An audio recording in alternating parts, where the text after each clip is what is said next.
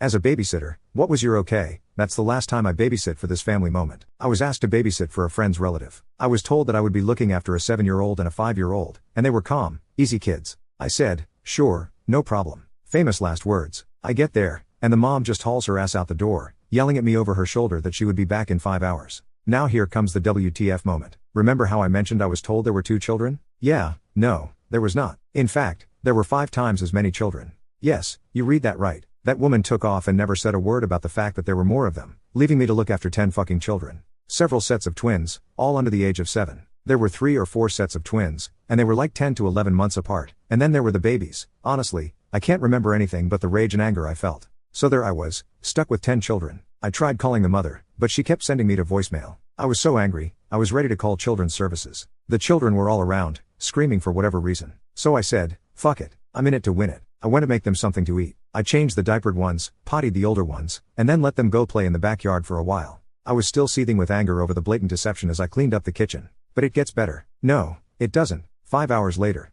No mom. Okay, a few minutes late. No big deal, right? You know that isn't the case, or I wouldn't be telling my story. I tend to the children, toileted and changed them, fed them, baths, and off to bed. It's now almost 9 p.m. Mother is still not back. I'm furious and incensed at this point and beyond. I keep calling the mother, and my calls go unanswered.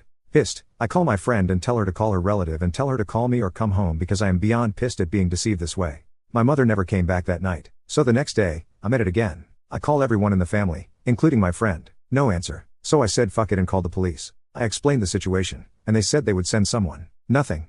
I spent the next day looking after a tribe called Quest and could get no one to relieve me. I was so angry, I couldn't see straight. These children were just a handful. I remember screaming at them to sit down somewhere, and the neighbor heard and came over. I explained the situation to the neighbor. What the neighbor said next shocked me. Oh, she does this all the time, said the neighbor. She lies about how many kids she has because no one would ever agree to look after that many children. The neighbor glanced at me. You know, she might not come back for a few days, they said. She does this so much, no one will watch her children anymore. I couldn't say a word. I ended up stuck with these children for nearly 5 days. I called the police and children's services and made it clear that either they send someone to deal with the situation or I am leaving and the children are on their own. I didn't really mean that. I was just angry that no one is helping me, and I am sick and tired of being there with them. So after 10 minutes passed forever, a cop finally drags their ass over and makes an appearance. There was this lady with them, and they came in to talk to me. In the meantime, I was still tending to children. It wasn't their fault. It wasn't until the children were being loaded into a van that their mother finally decided to make an appearance. She saw the police cruiser and the van and literally freaked out, screaming at them to stop. They ignored her and kept loading the children into the van.